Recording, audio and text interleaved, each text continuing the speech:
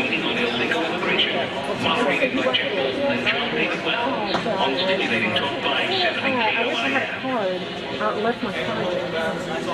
Select here at Farmers Branch. John David Wells with Jeff Bolton, and time now to get to the final questions of our debate, actually the final question, and then our closing statements. Let's go ahead with both groups and ask this question. It will be the responsibility of the Garcia group to start the answers on this one. What will happen to Farmers Branch if the ordinance in question passes? Conversely, what will happen if it fails? Oh, well. If it passes, it must be challenged. And the rationale is, we know that Texas have passed a whole lot of unjust laws. So have the other southern states. We also know that unjust laws must be challenged. And if the United States Constitution is clear on the question of justice, this law will be declared unconstitutional. I said to Domingo earlier tonight that historically we lost many of our first struggles against segregation in America. Those losses helped us. Which, and to me, if we lose this Saturday, it will probably help us more than it will hurt us in terms of being able to first get the conscience of America to understand what this means. I mentioned to one of the newspaper, the television stations just now that, you know, if you look at our history in Texas, we cannot trust the state of Texas to play fair. History tells us this. We cannot trust the state of Georgia to play fair. History teaches us this. We cannot trust the state of Alabama to play fair. History teaches us this. That's why we need a national response to this. You couldn't trust the state of Mississippi to play fair with people of color. Let me also say that on the question of race, Farmers Branch is living in a state of denial. This is about race, and for you to act like it's not, that's a mistake. Racism is a silent disease. Most people who are afflicted with it don't know they have it.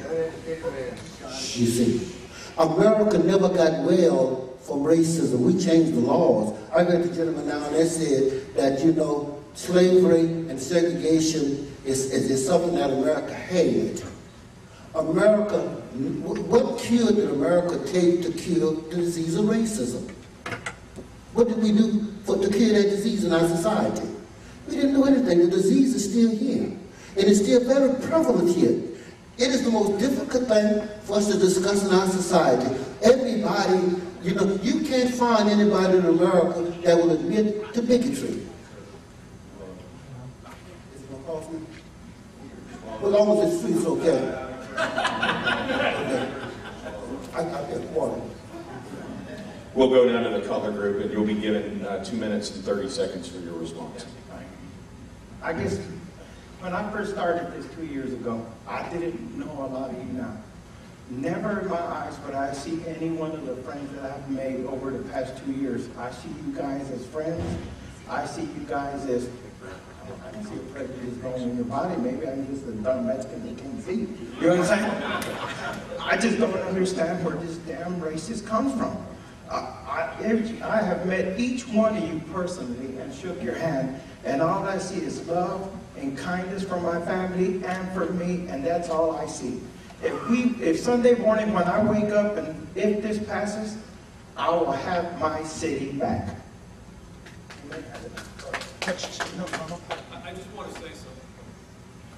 I just want to say something real quickly about that and about what I heard earlier about Giuliani and the other politicians who want a guest worker program, and this is why we need to be enforcing the laws from all directions. If we had a guest worker amnesty program for perhaps as many as 20 million or more illegal aliens, we would wind up of necessity having to provide official identity documents to people whose true identities are unknown and unknowable. This is a national security disaster. The terrorists who attacked our nation on 9/11 in the aggregate used 364 separate aliases. I provided testimony to the 9/11 Commission. We know that the immigration system is indeed broken. Last year, USCIS claims they lost 111,000 plus immigration files and went ahead and naturalized 30,000 aliens, among whose the files were lost. This is not a system that has integrity now, and that's why we need to have as much help as we can. The system is broken. There's an extreme lack of resources where the enforcement of the immigration laws are concerned. By having localities assist the federal government in enforcing the laws, and it's the same set of laws, these aren't different laws, we would then act as a multiplier. When I worked on task forces, I worked shoulder to shoulder with city police as well as other federal agencies. It's vital that we get the municipalities across the country to stand shoulder to shoulder, not to create racism, not to create bigotry, but to create a secure country. We can't have the whole world come here. If we're going to control the system, we have to begin to gain control over it on the local level, and that's what I hope happens on Sunday. To conclude our broadcast, we'll have closing statements of 1 minute from each side, and we'll begin with Mr. Flores. Well, I guess the debate is about the America that we all want. I think part of that, regardless of what happens on Saturday, there are opportunities for us to work together. I think pressuring Congress, I think, is the way to do. I think they are the persons we've elected to Congress and in the Senate. In fact, the debate will begin if it hasn't begun already. Well, what is the country that we want? We want that. We want to make sure that there's humanity, or do we want oppression? We know that Americans are very generous and decent. Do we want a land of immigrants, or do we want a closed society? Do we want justice, or do we want unfairness? Do we want America to be the beacon of light that it has been? It's been the leader of the free world. But we know that we want to continue with all the values that are here in this country that make us great. Comprehensive immigration reform is needed. We all agree to that. But where it needs to be done is in Washington, D.C. We need to hold the administration accountable, and both parties that we elected to represent us. I think that's what we need to do as citizens, not create division like in the small, beautiful community of Farmers Branch. Thank you very much. And now the closing statement of the Cutler Group. I'll start on that, and I'd like to answer. The only division I see is those that are trying to get the illegal aliens here in this country legal. And you're not going to do it like they want to do it. No amnesty.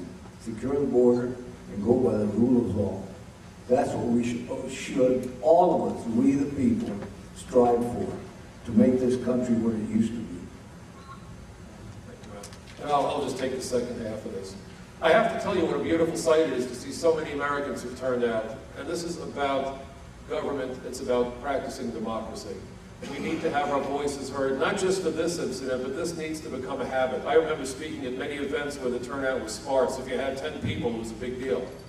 To see all of you here, practicing democracy is critical, but we need to take this momentum and continue on. Washington needs to hear from all of us. Comprehensive immigration reform would be an absolute nightmare. It's not something we all want. We're not in agreement with that. And I'm telling you as an agent who's arrested terrorists in my career, this would be a gift to Al-Qaeda and every terrorist organization. They would be the happiest people in the world if we did this. They need to hear from all of us. They need to hear from you on Sunday. And on Monday morning, folks, I want Washington to begin to hear from each and every one of you. Thank you so much for your attendance here tonight.